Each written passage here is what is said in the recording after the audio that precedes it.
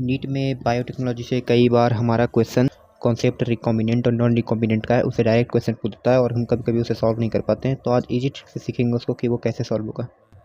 तो जानते हैं हम लोग कैसे ये सब सॉल्व होगा।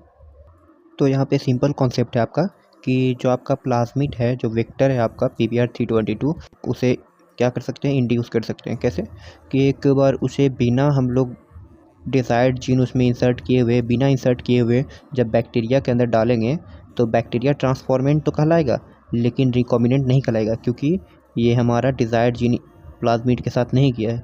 ठीक है, तो ये हमारा क्या है, ट्रांसफॉर्मेंट तो है क्योंकि कुछ चेंजेस आए हैं लेकिन नॉन रिकॉम्बिनेंट है।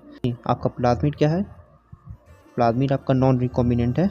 बैक्टीरिया जिसमें गया है वो भी नॉन रिकॉम्बिनेंट बैक्टीरिया है, लेकिन प्लाज्मिड आपका क्या है, यहाँ पे गया है जिस बैक्टीरिया में, तो ट्रांसफॉर्मेशन करवा रहे हैं, इसलिए इसको ट्रांसफॉर्मेंट बोलते हैं। अब जो हमारा डिज़ायर्ड डीएनए है, अगर वो PBr322 वेक्टर में हम लोग अगर पुट कर दें, मतलब अंदर इंड्यूस कर दें, और उसके बाद आपका बैक्टीरिया में डिज़ायर्ड PBr322 के साथ जो डिज़ायर्ड डीएनए वो भी इंड्यूस कर दें, तो हमारा वो बैक्टीरिया रिकॉम्बिनेंट हो जाएगा।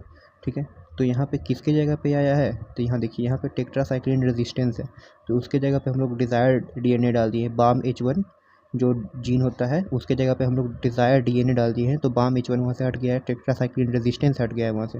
तो हमारा बैक्टीरिया का जो टेट्रासाइक्लिन का एंटीबायोटिक रेजिस्टेंस था वो ख़त्म हो चुका है यहाँ पे।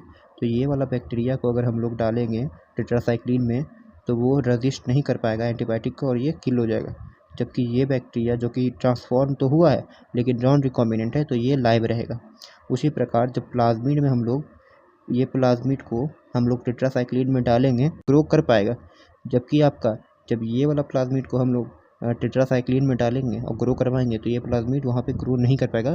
क्यों नहीं कर पाएगा, क्योंकि यहाँ पे इसके पास टेट्रासाइक्लिन रेजिस्टेंस नहीं है, तो टेट्रासाइक्लिन मीडियम में ये ग्रो नहीं कर पाएगा। आई होप आपको समझ में आएगा।